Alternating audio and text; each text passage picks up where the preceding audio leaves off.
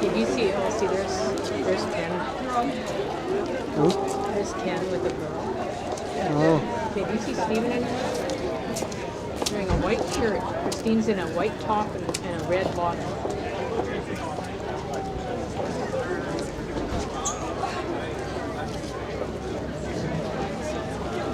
Where are they holding them?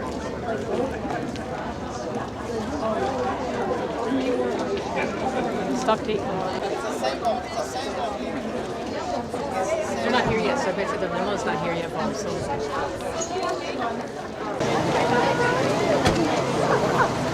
just thinking I thought the screen that was set up, but no. I'm not going to worry about it. No, I don't think it's it. Hmm? I don't think that's it. I don't think Justin is it.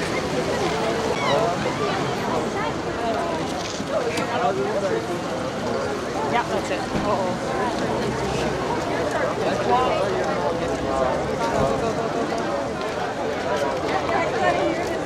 Is that it? Who was misbehaving? You were. Hey, Alex. It's Christine.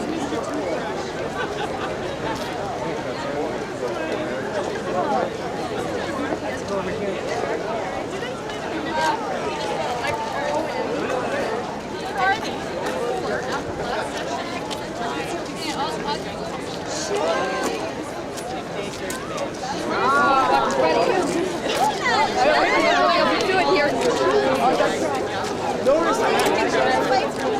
We went over that way already.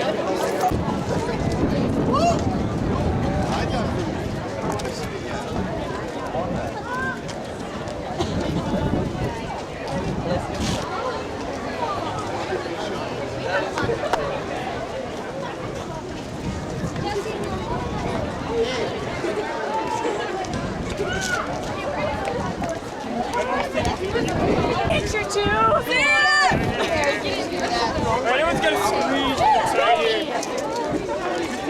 Someone's in the background. Okay, you guys might have to go in front there. Oh my God.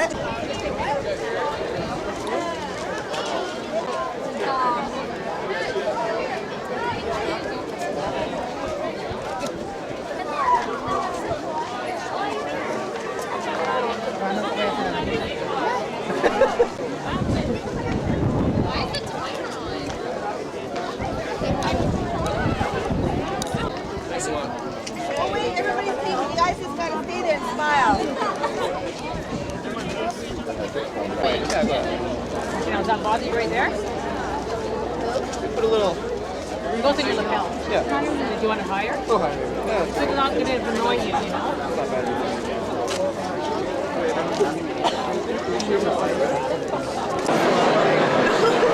Pardon? It feels like we're in the army and they're just gonna come by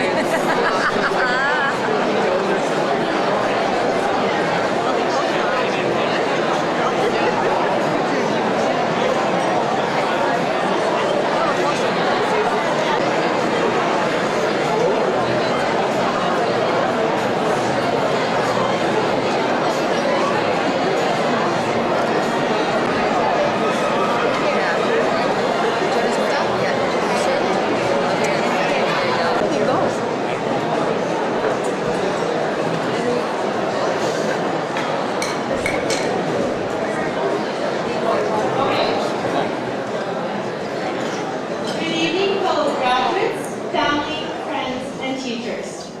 When we entered grade 9 at Leboldus, many things were on our minds. For girls, it was all about our hair, our clothes, and our makeup. While for guys, it was about having the perfect sense of humor and what sports teams to play for. But now as I look back on 4 years of high school, I realized it was not about the hair, the sports, or the makeup.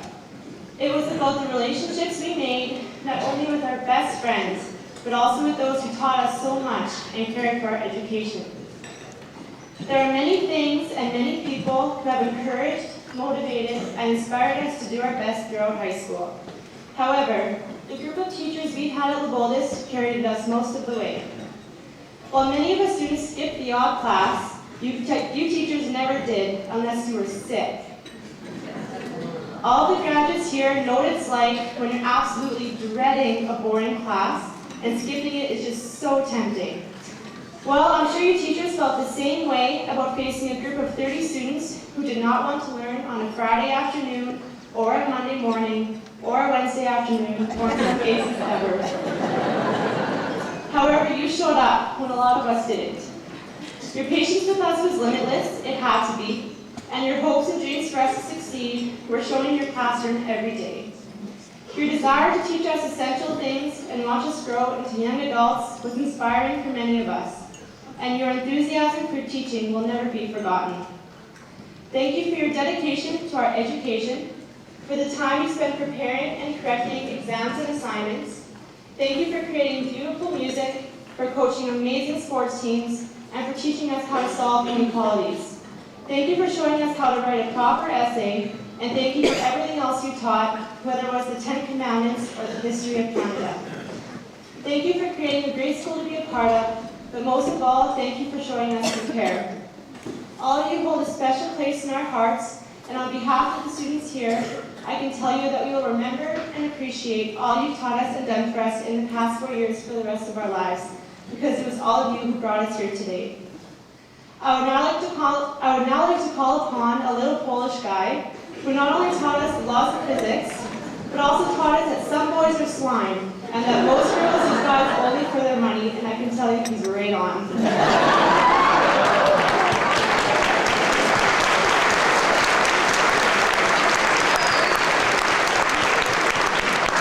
Please raise your glasses and post the teachers of the graduation class of 2006. Tinkle out.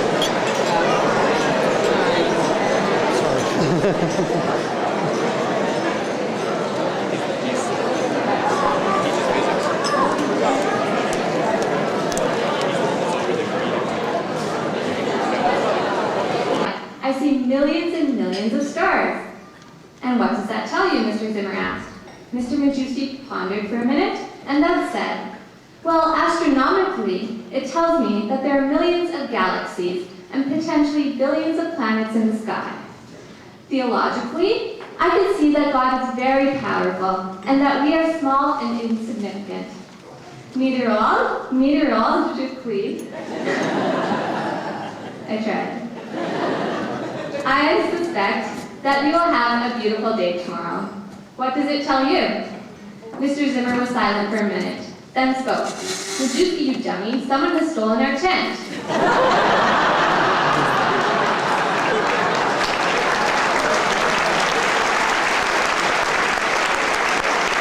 We asked the teachers.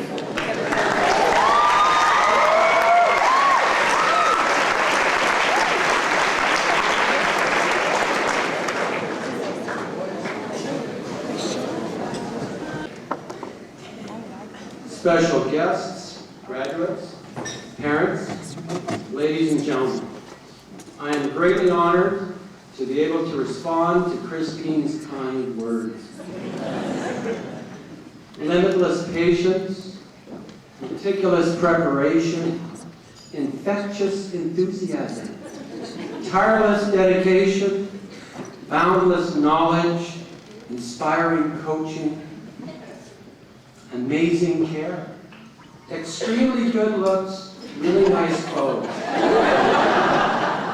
Ladies and gentlemen, Christine Barber's words, not mine. Oh, the love I feel right now.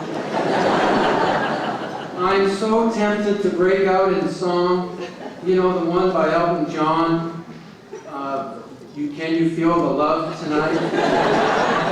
However, Ms. Magnuson strongly advised against it. Envy, I think.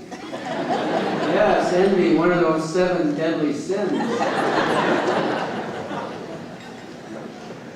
Wow, when I look around me tonight, this evening, I am truly struck by the elegance in this hall. And no, I'm not simply referring to the appealing decor, but rather to you, the audience.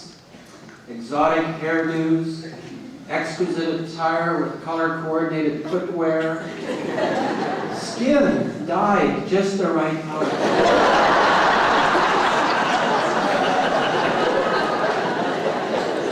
enchanting cologne, diamond earrings. But that's just the boys.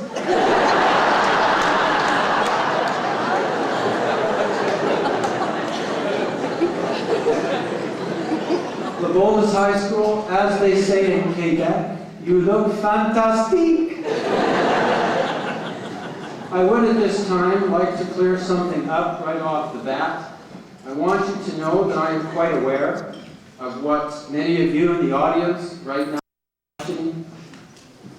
With regard to this speech, you are questioning the wisdom of having a teacher chosen for this task simply on the basis of looks.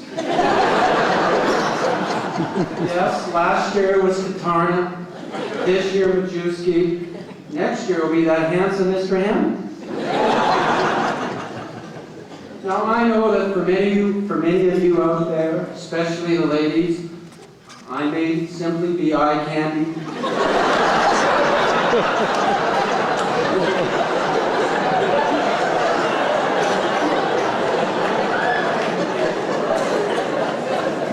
But I want to assure you that I'm not just another pretty face. Being a science teacher, I do have substance, mass, volume, and density. All of which, by the way, increase substantially after tonight's meal. Now, that's just a wee bit of science humor, fully intended for those science types like Mr. Houck, Mr. Faniff, and of course, Mrs. Dittrich. Credentials, credentials, credentials. I do have some credentials. From an educational standpoint, it should be noted that I indeed did play floor hockey once with the present Minister of Education, the Honorable Debbie Higgins, in Moose Jaw, I might add.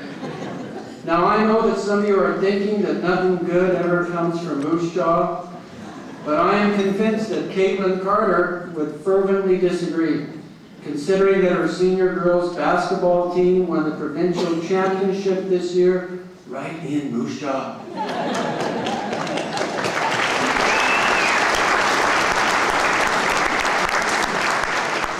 Back to my credentials. On the managerial side of my resume, I would like it to be known that I at one time used to boss around your mayor, your worship, Pat Fiacco.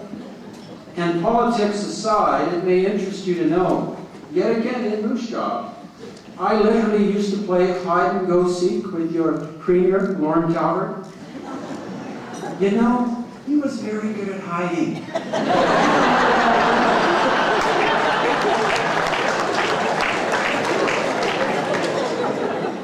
Now, as momentous and life-altering as these experiences have been, they pale in comparison to the effect that Leboldus High School, and specifically you, the class of 2006, have had on me.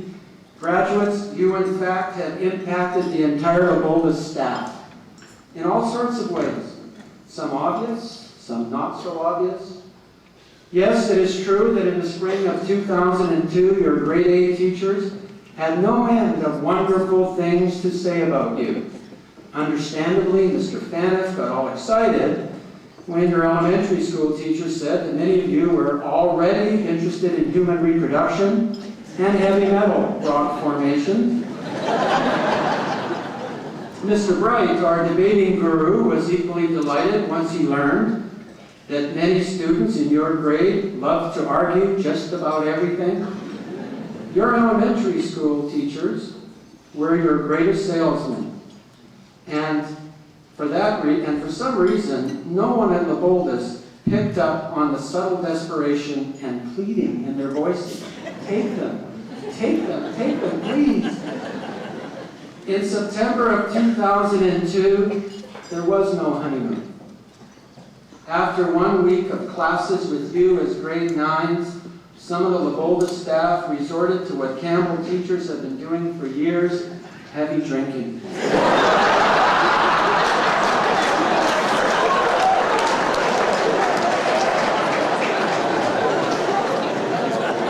Out of our staff room went the herbal teas and the varying waters, and yes, in came the heavy fuel. extra strength, caffeine-enhanced, natural blend coffee. Something Mr. Klobchuk personally took a special interest in. Much of the staff felt they needed to literally spring into action every single period they had to face you. I should add that there were those, the more refined members of our staff, like Mr. Gallagher, who outsourced to Robin's Donuts for even stronger stuff. Double chocolate frappuccino minus the cow. To be honest with you, I have no idea what exotic beverage Mr. Gallagher has in that Robin's cup of his that he carries everywhere. Teachers do what they have to do in order to survive. And yes, there were extreme cases where teachers actually vomited and went into convulsions merely at the thought of meeting up with you for the first time. But through God's grace and strong medication, I've learned to control that. Your effect on every teacher, however, was not all bad. There were teachers at Leboldus who actually started chanting and singing religious songs every day after just 1 hour with you. It was like having Hare Krishnas in the staff room. The joy that your presence had brought into their empty lives was like some sort of religious epiphany. And it was catchy. Ms. Eamon's singing improved so much that she now does solos at Christ the King Church. And Miss Ward likewise at St. Anne's. Now you might think that these ladies were just naturally the more musically gifted members of our staff, but from many sources I have heard that neither had ever known until you, the class of 2006, arrived at Leboldus High School. Graduates, Leboldus teachers have not only marked your papers, they have also marked you. Catholic teachers do not just challenge the intellect, we also touch the spirit. Parents, did we, the teachers of this Catholic school, teach your children to pray? You bet we did. Every time we gave an exam, you should have heard the praying and the minutes that carried on right up until we gave those exams back. Personally, I've never heard as many Hail Marys come out of Christine Barber's and Chris Young's mouths as on the day I returned Christmas exams. And what about those times Cam Magoo would come into my period 1 class, just a little cut up after the previous night's hockey wars, and without a word of a lie, he would prostrate himself face down on his desk and obviously filled with the Spirit, start speaking in what seemed to be tongues. Yes, to some it sounded like mumbling and groaning, but to others, snoring. To me, with my superior teacher hearing, I was able to decipher Cam reciting the following prayer. Almighty and eternal God, I prostrate before your divine majesty. I adore you with all possible reverence. At first, I thought he was simply talking to me. But no, it was God up in heaven that he was speaking to. And as Cam continued, I heard him say, Dear Lord God, if only in your infinite mercy, you could allow me to someday, just one day, look as good as my physics teacher, Mr.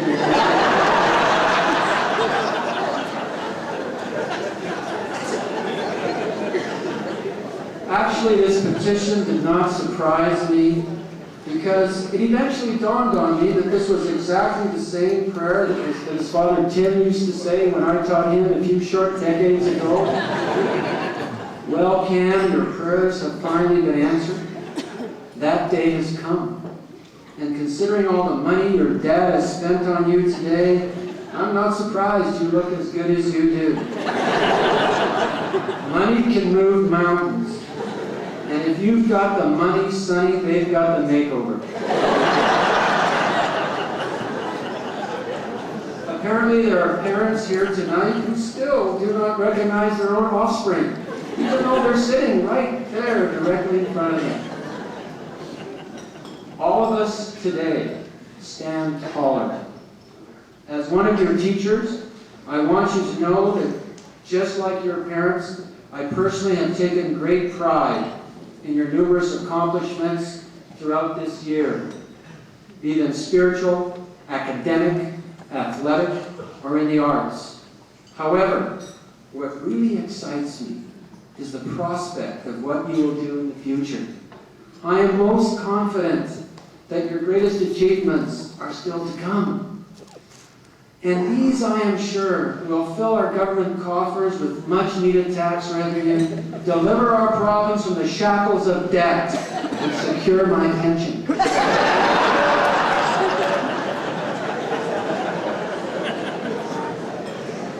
No matter what your future holds, graduates, be assured that nothing you do is a failure as long as you have learned from it. Many things will happen to you in the future, some good, some not so good. God gives us the trials as well as the triumphs to develop us into the people that we are. If we never had disappointments and obstacles, we would become vain and uncompassionate, leaving us with little empathy for the less fortunate of the world. Great satisfaction always comes when we give to others. People have learned, many too late, that happiness does not come from the fortunes that we amass. We are built for service, not for self-indulgence. And it is not true that the one who dies with the most toys wins. Graduates, in the end, it's really quite simple. The great litmus test for our decisions is something even a child can understand. Your actions, however big or small, will contribute either to the side of good in the world or the side of evil. It is simple. It is your choice if you simply entertain the question. When you started in grade 9, you were just students, outstanding in front of your lockers. Now you are outstanding graduates, soon to be outstanding young men and women. So graduates, when you finally do become successful, will you remember us? Will you send the teachers of Leboldus, even one of us, say your poor physics teacher, 10% of your first paycheck? No, you won't. Will you phone us during education week just to see how we are feeling? No, you won't. Will you at least at Christmas send us a card to tell us how you are doing? No, you won't. But I'll tell you this, you will never, ever forget your high school teachers. Girls, keep the mystery inside your relationship. Boys, protect your virtues.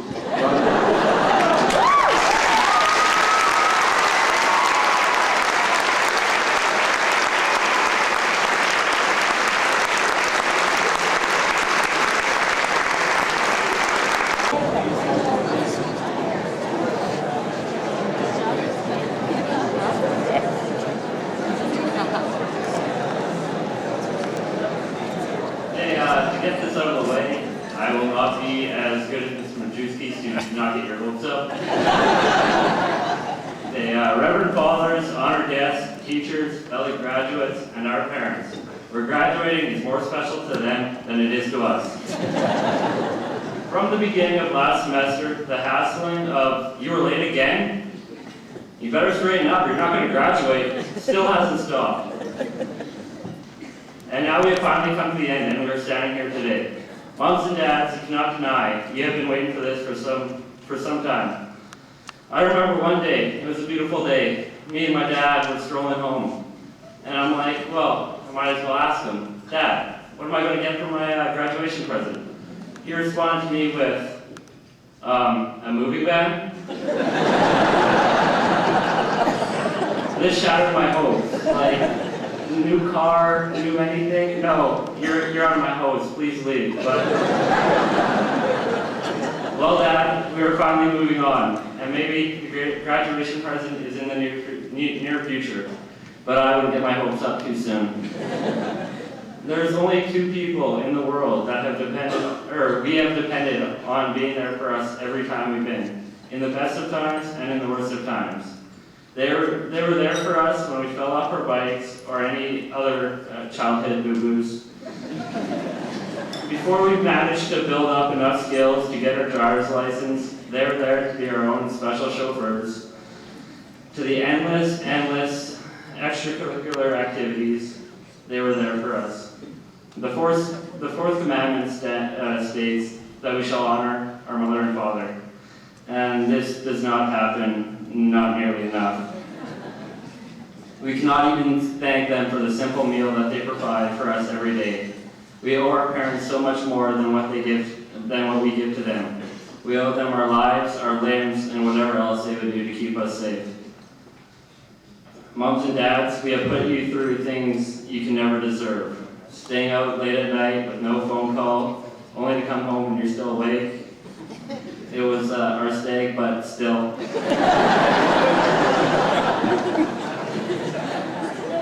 The threats of running away from home, the barrages that you were the worst parents a kid could ever be placed with. But for the truth is, we are lucky to have you. All we can do is thank God for giving us the 2 most caring people in our lives that will stick by us no matter what. Parents, listening to your advice is sort of like watching commercials. We know what's coming, we've heard it all before. It's a big bore, but we listen anyways. Because just maybe, we actually might take in some of your knowledge. If I could only manage to take in a mere 50% of what you say to me, I am positive that I will be a success. All this success we earn, all is a direct result from you. Without your constant guidance, we would have gone nowhere. We'd be 30 years old, sitting on our front porch, still trying to learn how to tie our shoes.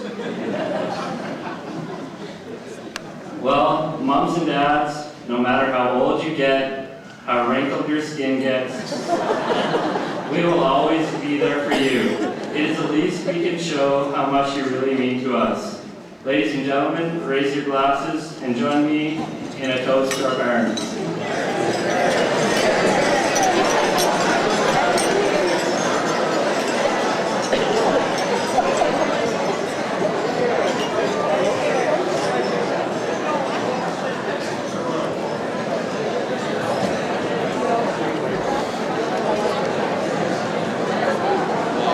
Thank you, Paul. And now, for the hopefully encouraging reply from his parents, Mr. Brian Schatz and Mrs. Louise Schatz.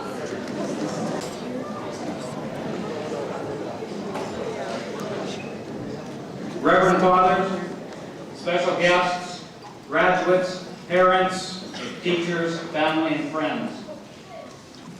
Thank you, Paul, for that touching tribute toasting the parents.